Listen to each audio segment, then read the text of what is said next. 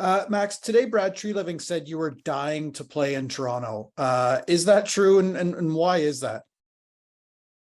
Yeah, absolutely. I think it's no secret that Toronto's my hometown. It's where I grew up. Obviously, a lot of family ties, and my whole family still lives there, more or less. Come spend my summers there. I was a Leaf fan growing all the way up. Got to witness firsthand a lot of pretty amazing games, and then the playoffs with my pops growing up. Matt Sundin is like family to me as well, and just those two alone right there is kind of enough of a push on my end to want to chase the dream of playing for the Toronto Maple Leafs and then ultimately trying to win a Stanley Cup for the Toronto Maple Leafs. Obviously, my dad played over a decade here, and I know firsthand through him how hard it is to win. Last couple of years, I've seen just how hard it is. With Carolina, I made it to the second round, lost to a good team in New York, and then just this past year in Dallas, made it to the final three, really. And it really is the hardest trophy to win in sports. So I absolutely love the team they've built. I think Brad's brought in some great pieces with Bert and Revo. And it just really excited me to come home and then play with guys like Austin and Mitch and John and Willie and all these great players, Morgan as well. There's just so much talent, and it's a great team. I always love coming to play here on the road, so it's more or less it was a no-brainer for me. Awesome, thanks, Max. Yeah, no problem. Next up, we'll go to David Alter. Go ahead, David. Hey, Max, what are you looking to kind of add to this team? I mean, we know your skill set, but what have you identified as something that you can perhaps, push the team forward?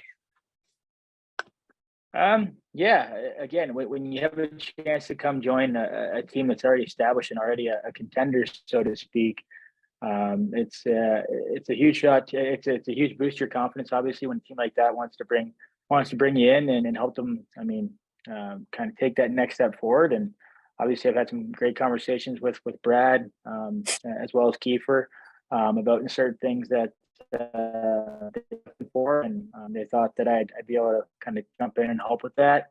Just a guy that plays hard every single shift and will do absolutely whatever it takes to help his teammates and to win hockey games. That's what it's all about. So really looking forward to the challenge and the opportunity in front of us here. It's going to be a fun year, and I'm super eager to get started. I just can't wait. I'm wondering who's reached out to you in the time since you announced that you were signing, that maybe you expected to hear from, or maybe some people you haven't heard from in a long time when the news broke that you were joining the Maple Leafs. Yeah, I think it's not really funny, I guess, but to me, it's funny in a way. I've played on so many teams now, but the good part about that, obviously, there's a lot of negatives that come with that, not being able to get settled and whatnot. But the really good part is getting to meet a lot of guys.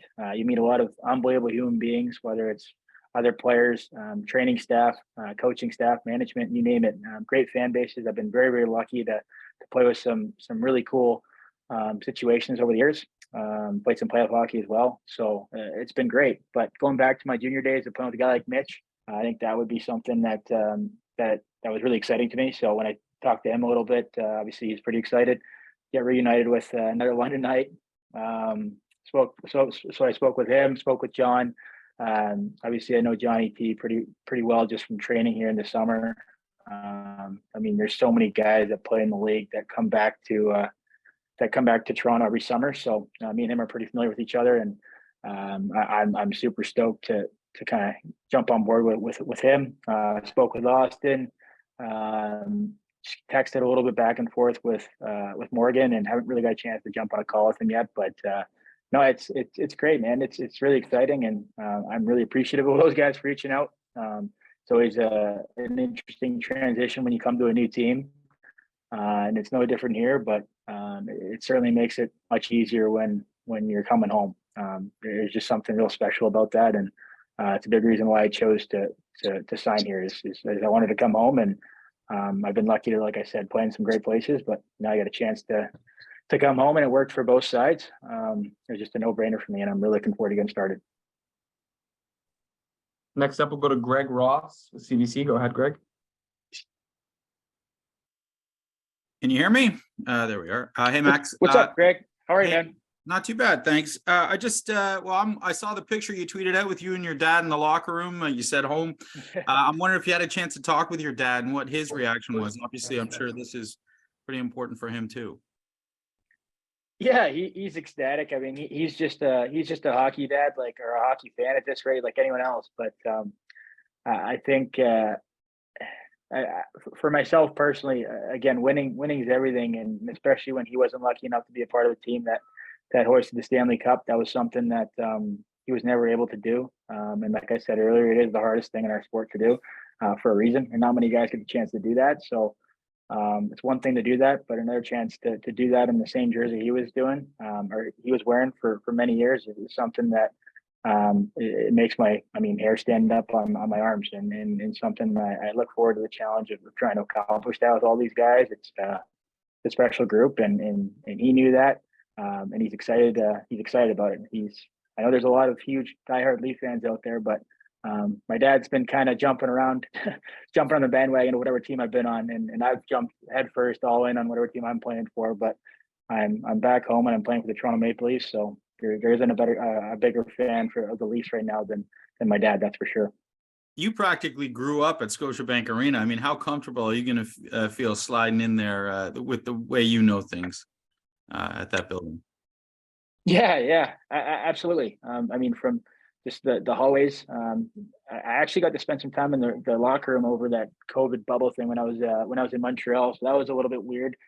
Played World Juniors there as well. So, but going back to playing mini sticks in the hallway of the Wise Room, that was my childhood. Walking around the locker room, folding towels with the equipment staff and the training staff, guys like Scott McKay, Brian Papineau, and obviously Bobby Hastings is still there, so I'm really excited to see him. Some familiar faces for sure. A lot of the ushers are still kicking around, and I always circle Toronto on my calendar just because it's something that I was lucky enough to kind of get out there, center ice of the Air Canada Center at the time. I know obviously the name's changed, but back then it was the ACC, and I'd go out there whether it was before or after morning skates. Sometimes my dad would kind of let me get dressed beside Matt's stall before anyone got there, and dump a bucket of pucks center ice. And I'll never forget the feeling of just skating around out there, kind of looking at the seats and being like, man, this would be the coolest thing in the world, playing in this rink with every seat filled, and playing for the Toronto Maple Leafs. And there's obviously a lot of